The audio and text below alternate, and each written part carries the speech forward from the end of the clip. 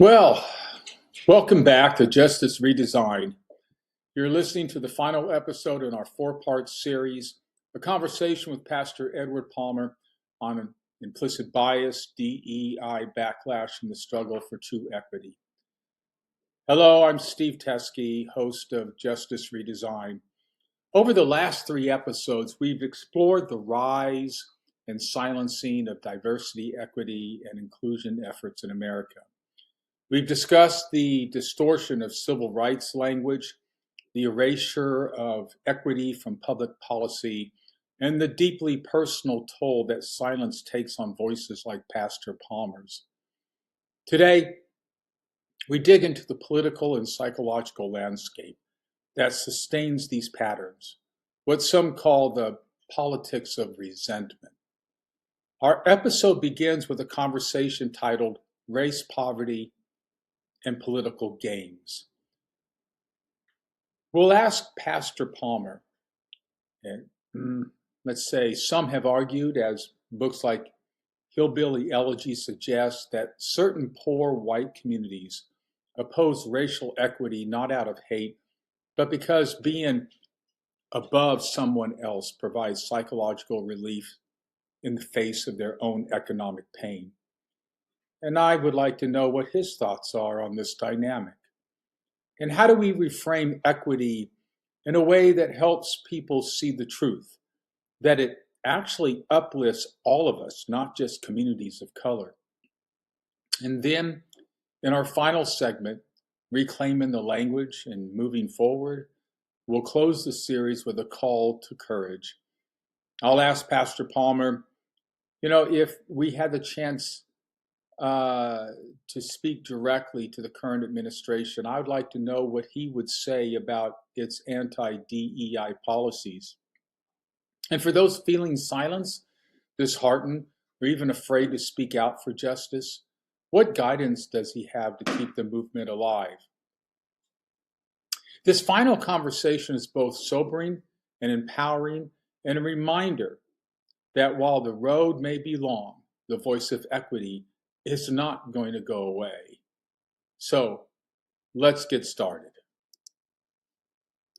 So let me ask you this. As you know, I've argued that this administration has, in a previous essay that I've published on my Substack account, and it was focusing on the Digital Equity Act, and I won't go into that right now for the sake of time, but yeah, I've argued that this administration has turned civil rights on its head. It's like trying to fight a fire, but banning the use of the word fire. I mean, it's like saying, "Hey, firefighters," okay, which you can't even call them firefighters, I guess. But when you go fight a fire, you can't use the word fire. Okay, um, is that a good analogy? Would you agree with that? Yeah, That this has been turned upside down on its head. right. Yeah, Yeah, I totally agree with that analysis. and And so go ahead. it's impossible to talk about fairness. It's impossible to talk about equality. It's impossible to talk about um, um, um, rights in this country without talking about disparities, without talking about inequities, without talking about race, without talking about gender. Um, and so, yeah, you're right. We have to acknowledge that this is a movement to take us back to the place where inequities and oppression and discrimination were normalized. Because if we don't want to talk about race, we don't want to talk about disparities and inequities, then what we want to do is go back to the place where it's normal. It's okay, and so it's not okay. I've got two generations of black descendants that are going to inherit this space and time when I leave, and it's important that we fight to not go back, but to move forward. You know, I brought up the JJDPA, the Juvenile Justice Delinquency Prevention Act, earlier, right? Okay, and Hmm. and I testified on that. I went to Congress when it came up for reauthorization. I was one of the experts called to testify on it. And for those who don't know, you already know. the JJDPA requires states to address the racial and ethnic disparities. I mentioned that earlier. The red, uh, and in order to receive funding, okay, right? States receive juvenile justice funding because of the JJDPA for the purpose of, in one part among three other reasons, in order to continue getting that money. This is the irony here. To keep getting that money, they have to continue working on reducing racial disparity in the juvenile justice system. Don't you find it ironic that the same administration that now opposes DEI, which is in the JJDPA, signed that reauthorization? I went to Congress to testify. It did get reauthorized, and President Trump's signature is on that very DEI instrument, the JJDPA. Do you find that ironic? I do. And it really exposes the schizophrenic personality of this administration. Yeah. Yeah. Yeah. Yeah. You know, some have argued, as the books like Hillbilly Elegy, as we all know, was written by Vice President J.D. Vance, suggest that certain poor white communities oppose racial equity because being above, okay, someone else offers psychological relief in the face of economic struggle. Okay. It's kind of like the poor white people saying, well, at least I'm not black. Therefore, at least I'm better than them. Okay. Right. And that's a psychological positive effect in a dysfunctional way, I would say. What are your thoughts on that dynamic?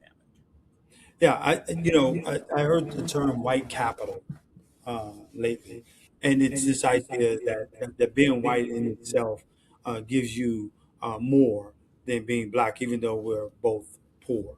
One of the ideas in the black community is that that's what got the head of the Black Panther killed by the FBI, was the fact that he started going to Aryan nations and Latino groups, radical groups, and he started saying, why are we at odds with one another? Your kids go to the same poor schools that my kids go to. You live in the same poor community that I live in. We're struggling in the same way. And if we could pull together and begin to deal with our oppressors as a united front, well, that made them very dangerous, right? Because there is, like you say, some benefit to having people think that at least you're not black or you're better than them. And the reality is that this administration is doing nothing to lift any of those populations. It's amazing at how many folks, I looked at a video the other day during the campaign, during the time of the campaign, the Somalia community in Minnesota supporting Donald Trump. And now to listen to the things that he's saying about them. Why did they vote against their own best interests? And so, yeah, I agree with you. I think having people think that they're better than someone else solely on the basis of skin color is an opportunity to manipulate them to your end. And I think that's the game here, is to make folks feel like you're better than others, even though this administration is doing nothing to change your plight, doing nothing to change your circumstances. So I agree.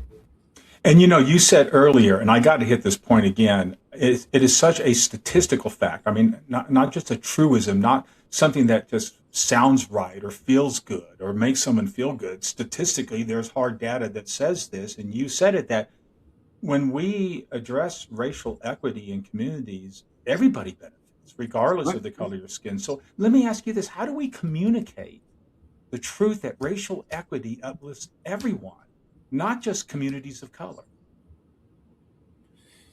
I think we this war, this battle, has to be won at the ground level, and I think we continue to hit the pavement, and we continue to find those champions within our stakeholders, communities, judges, police officers, probation officers, prosecutors, that want a more perfect union, that want to live out the ideas of equality and justice for all, and continue to push back and continue to push this message. Um, be courageous, like some of the governors that are pushing back and saying, we'll fight you in the court of law regarding our tax dollars that should be coming back to us to support our communities. And some have even suggested we'll stop sending you our tax dollars. If you're not going to send them back to us, we'll just stop giving them, right? And so I think we're in this place where it's going to require to continue to fight this battle from the ground up. Um, I'm not interested in having any conversations with this administration about the toxic policies. I'm convinced that they are sold out to a white supremacist agenda, and so I would choose to spend my time and my energy um, with folks who are at the ground level and teach them and encourage them to get into some good trouble and push back on this agenda. Thanks for that, Pastor. And, you know, in hearing you share that, I mentioned earlier that, I'm an adjunct professor at Pima Community College in Tucson, and that I co-wrote, okay, with a dear friend of mine, another adjunct professor, Pam Lizardi, a mandatory course on, social justice and criminal justice, which of course includes DEI stuff.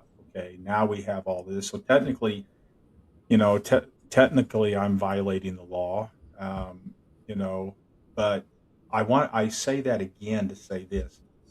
I I hold on to the the comments my students make, including in the surveys on this course and during course conversation, and coming up to me and saying, "Thank you, professor, for talking about this. Thank you for helping me to get a better understanding of, race dynamics in our community and in our country and better ways to handle it. And thank you for, making it safe for all of us to open up." That's what I'm hanging on to right now. Mm-hmm. Okay. And this younger generation, most of them are, out of high school, and they're working on a 2-year degree, and they're going to go to University of Arizona, most of them, to get their bachelor's. Some go to law, will be going to law school, and some going into police force and parole, probation, whatever the case may be. But it really makes me feel good that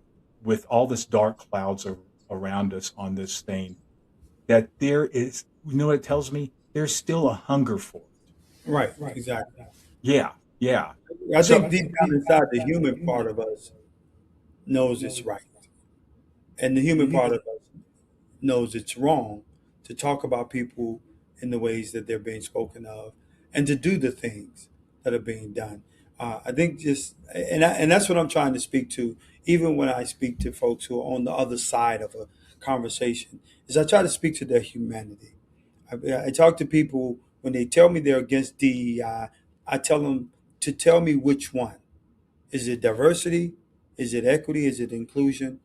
I try to touch into the human part of people and think about how DEI is just being a good human. You see somebody that's different, that needs an equitable action to achieve or to be included in something, then you don't have a problem with a handicap ramp. You don't have a problem with a disability stall in the bathroom. You don't have problems with elevators, because all of these things are good human efforts to make uh, an inclusive for someone who may be challenged, right? We have buzzers that beat at stoplights for the visually impaired. That's DEI, and it's good human. And so when we think about that, and we take away the vilification of it around blackness or whiteness, and realize that if people have been denied access and opportunity for the better part of all of our history, then DEI and giving opportunities and access to opportunity is just the right thing to do.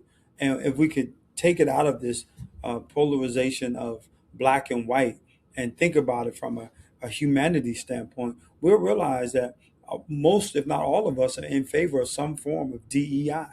We're in favor of helping people get access to opportunities denied for generations. I think about my dad. And God rest the soul of your dad as well. But they grew up in the same era, and but they had different opportunities, and so your dad was able to help you achieve your educational goals because he himself was an educated man.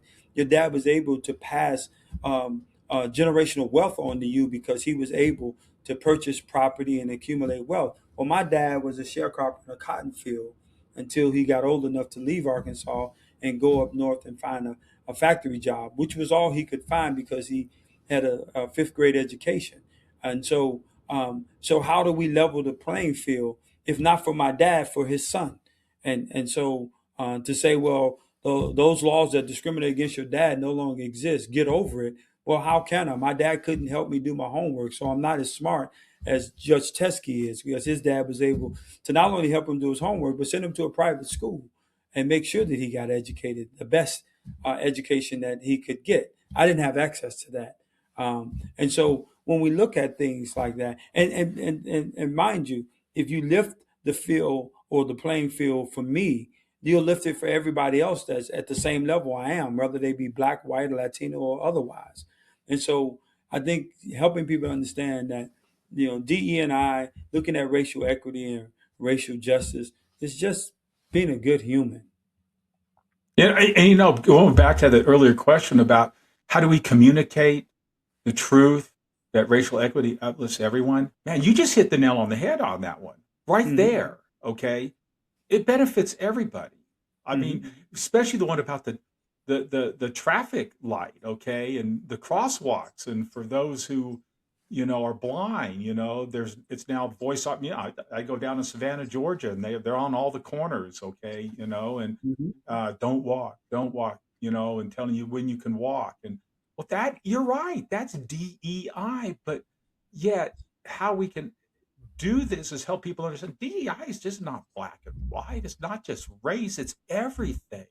You Mhm. know, that's that is that's a great analogy. But let me ask you this. I know you said that you really don't want to have any contact or address, the present administration because and I agree with it. I mean, obviously with people like Stephen Miller who's the spearhead, his special assistant spearheading immigration, and we know how that's not doing so well. Right. They may be getting the numbers, but it's hurting a whole lot of people who, in the campaign, he said he was never going to go after. He was only going to go after those immigrants who were illegally committing crimes, and now there's much more people who are being deported who never committed a crime than there are people Mhm. who committed a crime, right? Right. So Mhm. we can't we don't know what's true anymore in terms of what's being said. But my point is this: if you could speak directly to the current administration, what would you say about their anti-DEI policies? And I mean, I've already gleaned it already. This has been a great interview, okay? Mhm. But I thought I would hit you with that question directly. Yeah.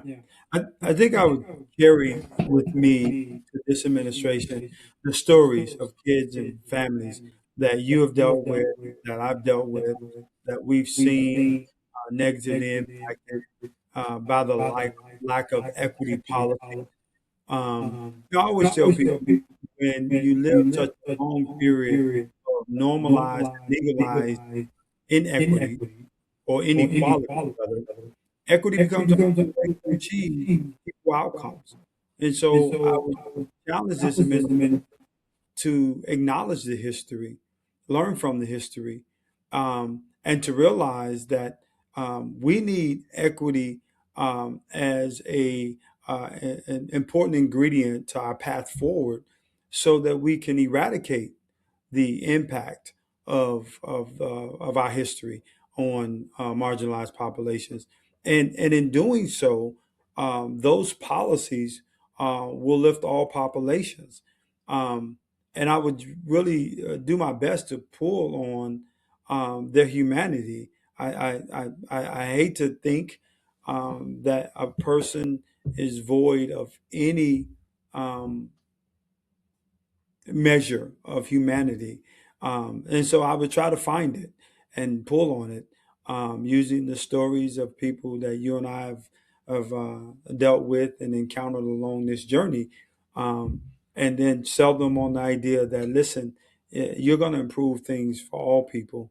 Um, but again, I digress back to this administration is makes it difficult to believe that such a conversation would have impact. But if I had an opportunity, that's the way I would approach it. Yeah, as I was listening to you, I couldn't help it. That's great. I mean, that's the one place you would think, you would hope that you would be able to bring some common sense and reasoning is by focusing on humanity. That is the golden rule: do unto others as you would like for them to do unto you, to be nice, to be kind, and think about things that you're doing that is resulting in unkindness and Mm-hmm. is being hurtful. And surely that's not what you really want as an outcome. Can you rethink that, please? But you know what? Even as you were saying that, and I just paraphrased it, at the same time, I was saying, good luck. All right. I don't know how much humanity there is there in Washington, D.C., quite Yeah. frankly. Okay. But let me ask you this. For those who want to continue the fight for racial justice, okay, like you and I have, okay, Mm-hmm. but are feeling silenced or discouraged, like you and I, okay, Mm-hmm. but we're still fighting the good fight. We're still out there. Here's my podcast, Justice Redesigned, talking about this topic. I have you on here because you're in that fight. You're still in the fight. What guidance would you give those people? Listen, I would say, stay in the fight. Whatever you do, don't give up. I'm a pastor, and so I use a lot of scriptural references. The Bible tells us, having done all to stand, stand therefore, having the full armor of God on. And so I would say continue to use the weapons of clear and very visible data and very positive and meaningful conversations around systemic racism and bias embedded in our systems, and continue to show the possibility of increasing the system for all kids, for all families. But whatever you do, don't give up. I mean, I know it feels like it's been 2 or 3 years of this administration, and we've yet to complete the first year. Don't become weary. The Bible says that if you don't become weary in well doing, you'll reap a harvest in due season. And so, don't give up before it's harvest time. Stay in the battle, stay in the fight, and the harvest of your labor is going to come to pass. So just keep on fighting. You've already answered this next question, but I'm going to ask it anyway. Because in the question, it says a lot about you and what, in many ways, I love about you, Pastor. Um, and, you said before that you run your race with patience, with diligence and vigilance. And as we close, this is the last question. What keeps you running when the track seems uphill and the crowd goes quiet? Judge, it's those black babies that are looking to me for guidance. Um, I don't tell a lot of folks this, but my son, he's out now, and I think he's doing well. But my son has been in and out of prison since he was 22 years old. Uh, he launched out of our home very well. He went into the Air Force, and then he got kicked out of the Air Force, and it's been downhill ever since. And in the process, 6 babies have been born from him. And so I look at those babies and I think about the fact that, I'm 62 years old, and I've got more years behind me than I got ahead of me. And this world that I impact, in whatever small way I impact it, is what I'm leaving to them. And so what keeps me going is realizing that any given day, some of those worst case scenarios I'm called about or I read about could be one of my grandchildren, and so I can't give up until the last breath is breathed from this body.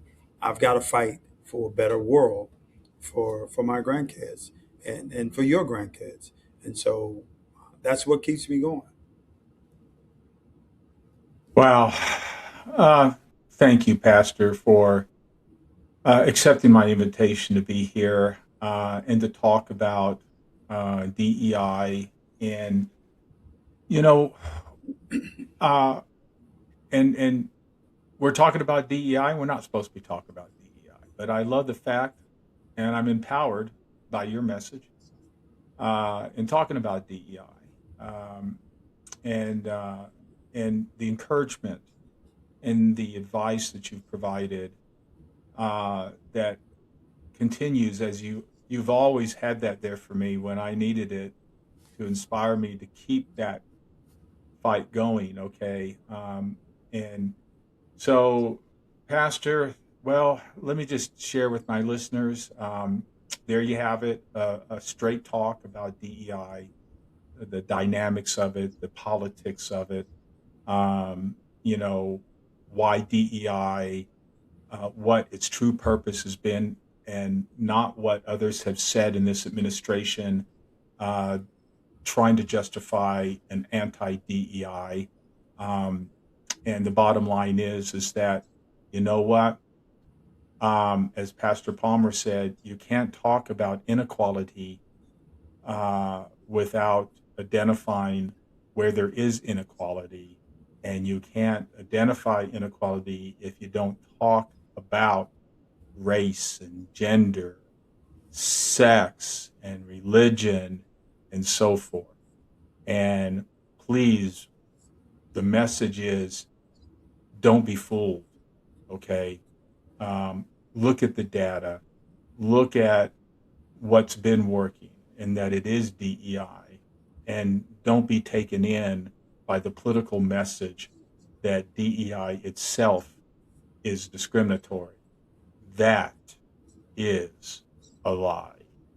So, Pastor, it's been great to see you, and Great I seeing know you. we'll continue communicating um, and encouraging each other. Okay. Yes.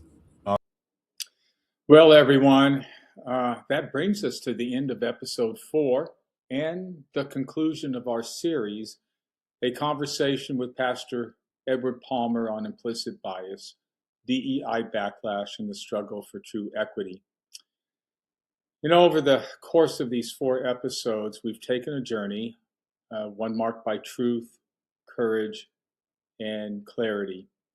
In episode 1, we explored Pastor Palmer's life, work dismantling systemic bias, and training institutions to see the unseen, the implicit biases that harm children in our communities of color. In episode 2, we confronted the dangerous trend of silencing the very language of justice, how efforts to name and correct discrimination are now being reframed as discrimination itself. In episode 3, we peeled back the curtain on the personal cost of that erasure, the institutional silence that has met even our most passionate and effective equity leaders.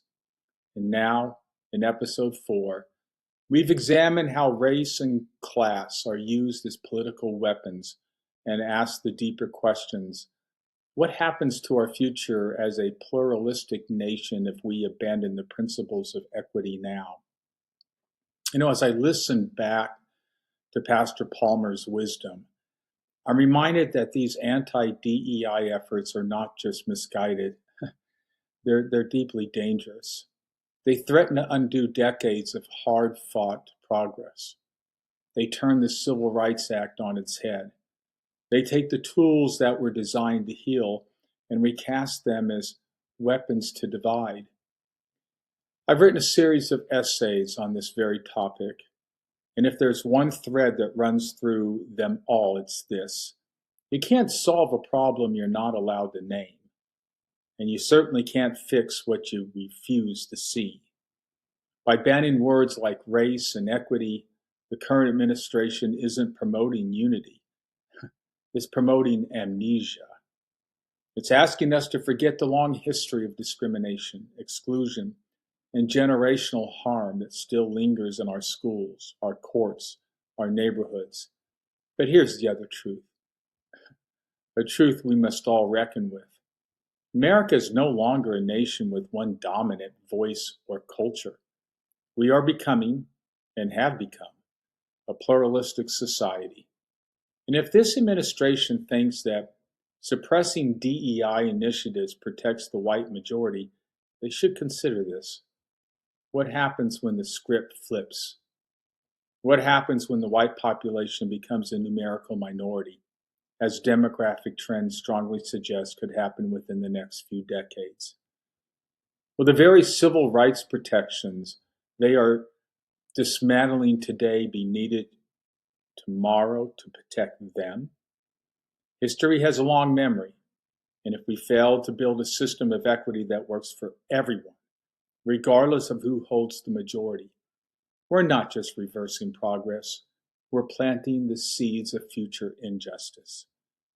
So as we close this series, I want to thank Pastor Palmer, not just for his insight, but for his resilience. And to all of you listening who believe in justice, not just as a slogan, but as a practice, this is your call to action. Keep reading, keep speaking, keep fighting, because as long as we have voices like Pastor Palmer's and listeners like you, justice is never fully silenced. This has been Justice Redesigned. Until next time, stay awake, stay loud, stay committed, and very importantly, stay safe. Everyone.